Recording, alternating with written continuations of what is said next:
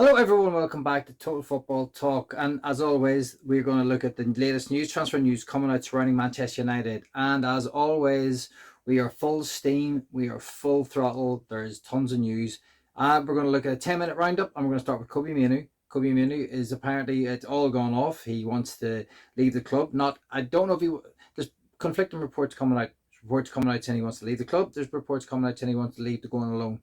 I think the kid wants to play football. I think he realizes when he's been told that he's been put up against Bruno Fernandes in the team, that he just wants to get out there and play football, because he knows that Bruno, even if he was partially injured, probably still would not be sidelined.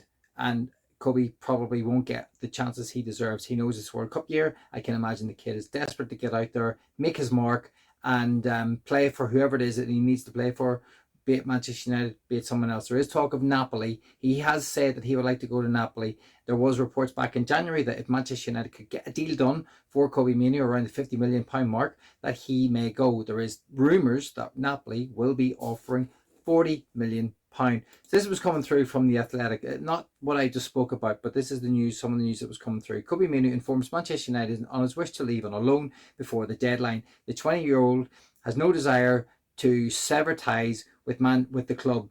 The club have made it clear they're not searching for a temporary switch and expect the international to fight for his place. As I said, he may be told to fight for his place. Maybe he needs to knuckle down. Maybe he needs to just work harder in training, be the first into training, be the last out of training. Maybe he needs to be able to overcome Bruno Fernandes on the training ground and show Ruben that he is the man for the job. Oh, my power's about to go. Hold on. Let's see if I can fix this. I should be able to fix it without stopping. There we go. Sorry about that, guys. Yes, sorry. Chain of thoughts gone there a little bit. Kobbie Mainoo. Yeah. Can he get out there? Can he fight on that training pitch and get his, can he fight his way into that team? Can he somehow find a way to dislodge Bruno Fernandes? Now, I did report yesterday, well, not me, but there was news surrounding Bruno Fernandes and a potential move to Saudi next year. If Kobbie was to stay and fight for his place this year, could he be the kind of the rival to that position? Could he go out there? Could he get the job done? Could he somehow nudge Bruno Fernandes aside this season and say that he's the kind of heir to the throne of, playing Bruno's position? I mean, yeah, as I said, there are ways to do it. But will Ruben Amorim, even consider someone who's working harder in training and doing all the extra mileage that needs to be done? Would he see that in Kobbie and give him a chance? I don't know. I mean, as I said, Kobbie just wants to play. There's talk about him wanting 180 grand a week, 200 grand a week contract. Again, I don't know if that's true. It's not coming from reliable sources. So I'd be very surprised if he was. I could imagine he's only on maybe 20, 30 grand a week. I think it's 20 grand a week he's on. So he's not on a lot. And the kid probably does deserve being on a lot more. But, and in around maybe the 100 grand mark, I could get it. 180, I don't think he's kind of warranting that kind of money yet. I think he's a lot to learn. He's a lot to prove. And yeah, I think there's a long way to go with this. But it's just more fuel to the fire that we don't need at the minute. We're under enough pressure and scrutiny from the media and from the fan base that we just don't need this from Kobbie Mainoo. Apparently, there's another story too knocking around that Obi is also a little bit frustrated with his lack of opportunities in the first team squad. I just don't understand. Some of these kids just need to realize that if you've got to work your way into the team, you can't just be handed things on a gold silver platter and just be told, yep, you're fine, you're great, and then you go. You've got to earn these places. You've got to earn it. I mean, I come from a generation of, the lads used to clean the boots and earn their way into the team. Now it's very, very different, and I get it, and there's many different reasons for it, but you've got to earn your place in that team. You can't just be handed to you, and you can't just get into the first team and expect to be given it. And that's, for me, it's very, very frustrating. And I said this was not a story I was hoping was going to come out, but unfortunately it has. But that's your news on Kobbie. Now, the news on Rasmus Højlund is Man United and Napoli have reached a verbal agreement for a Rasmus Højlund loan with obligation to buy for a total of 45 million. Now, from what I'm led to believe is the 45 million is 40 million is the deal. €5 million is going to be paid as a fee for his services for the season, but there is, in the obligation, there is triggers that he needs to hit. One of those is triggers that Napoli do well in the Champions League, and I think that's kind of qualified for the latter rounds. So that there is still a chance that for a different reason, I suppose, to Marcus Rashford, that Rasmus could end up back at the club next year if he doesn't do well at Napoli, or if Napoli don't do well and trigger those clauses. But I think he's good enough. I think the kid will do well at Napoli. He will show his qualities. He knows the Italian league, and he will come out of that, I think, smelling with roses, and Napoli will get him, and they'll get him at a good price. And that's Rasmus. We know Rasmus is going, and now this kid, this frustrates me. So breaking, Alejandro Garnacho, deal done with Chelsea. Garnacho only wanted Chelsea and will sign a 7-year deal for the club for a fee of a £40 million package, and there's also a 10% in add-on, or sorry, a 10% sell-on clause. £40 million for someone who of his stature within the game, and I mean, I'm kind of comparing him to the likes of Madueke, etc. All these other wingers, Gittins, who have been sold for a lot more money, and Garnacho is, in my eyes, a better player, and he has better stats, and he has a better track record. Maybe not off the field, but definitely on the field than any of those players I've mentioned, and yet we get 40 million for him. Now, this probably is to do with the fact that Ruben Amorim did kick him out of the team and did tell him to go find another team to play for. So I can get that's where that's coming from.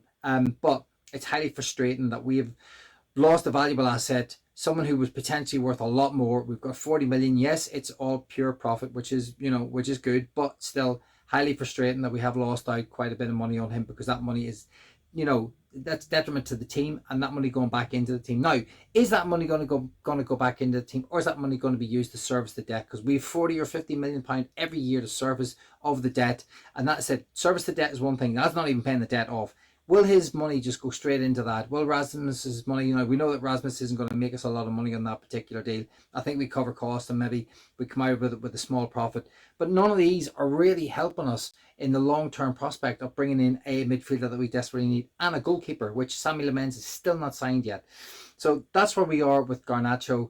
I'm disappointed with that particular deal. I don't think it's a good deal. I think the Manchester United board have maybe done as good as they can get out of this deal, but I still think, on my point of view, that's still a failure on them to have not got a bit more than 40 million plus, a 10% sell on. It just smacks of sort of a little bit of incompetence. At one stage it was looking like 35 million plus 5 million add-ons. So I was like, Jesus, no. There has to be more than that. But maybe they've pushed the deal as far as they can. I'm not part of that negotiation, so maybe I don't know the ins and outs. Fair enough, I hold my hands up to that. But anyway, that's where we are with Alejandro Garnacho. Okay, guys, thank you very much for joining me. If you're enjoying the content, thank you very much for subscribing. Please hit the old like button. That massively helps me. Please hit the subscribe button. That also massively helps me. Get your comments in below on anything that I talk about. How do you feel about Garnacho going? How do you feel about Rasmus going? How do you feel about Kobbie Mainoo going? I mean, what's your thoughts on any of those kids leaving the club? I mean, they were meant to be the future of this club, and now they're all gone. That famous picture of the three of them sitting on the stand, sitting on the hoardings, that's gone now. We've been ripped up and we're starting again. It's highly frustrating. They should have been the future of the club, and they're not. They've actually, looks like they could all potentially be out for one reason or another. Okay, so that's where we are with Garnacho. Now, there was a little bit of the news coming through in regards to the a forgotten man, Tyler Malacia, to Elche for Manchester United on loan until 2026. Apparently, this is a done deal according to Nico Schera. And he's been okay on some stuff. He's got some stuff right. I mean, Malacia is kind of a bit of a forgotten man. We didn't pay much for him in the first place. We're obviously getting a loan fee. We just can't sell players properly. And this has to change going forward. We've got to find a way, if we want to get players to move on, we've got to be able to actually pick up a half-decent fee. Look what Chelsea's doing. Jesus, Liverpool. Well-run clubs. So maybe this is the first proper season of the Ineos football structure, trying to, get things back together. And on a balanced view, maybe this is the first time that they've had the opportunity to, make any kind of waves with selling players. I know they had last year, but they didn't have that long in, I don't think, in the summer. They've had a bit more planning this summer. I still don't think the plan's gone according to plan. But I do think that next summer we should not be selling. If we want to sell players, we should not be, they should not be going for free. Maybe Sancho is one who probably will do, because, the kid just wants to waste his career, but that's fair enough. That's on him. And there was a couple of, and this is the final little bit.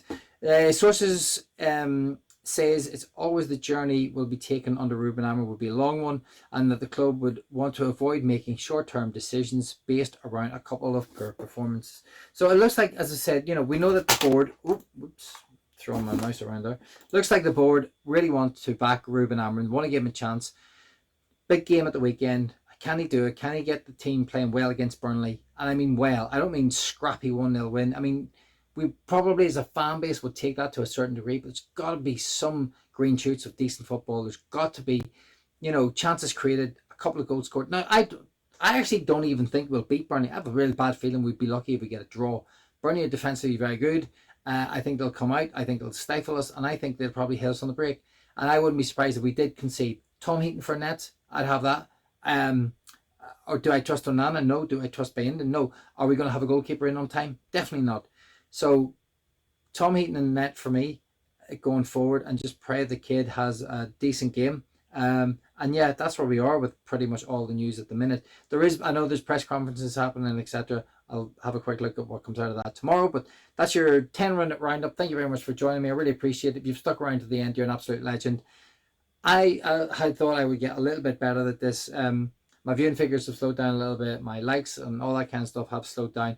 I think maybe I am struggling myself. I'm like the football team. I'm maybe not delivering the content as well as you should be. So apologies for me not maybe kind of making. I thought I would have made a little bit more progress with the old YouTube and thing, but there's so many better people out there than me that are doing it quicker, faster, and better than I am, and I just kudos to them. Absolutely kudos. They're bashing it out on a daily basis, doing unbelievable content. And yeah, I'm still finding my feet at this, even though we're about 9 months in. I thought I might have had a little bit more, just further. Maybe I thought I would be a little bit better, but a lot to learn. If you've stuck around and you're still enjoying the content, really, really appreciate it. All your support and your views and likes are really, really appreciated, and I can't thank you enough. I'm going to call it a day, and let's see what happens tomorrow, game day. Let's see.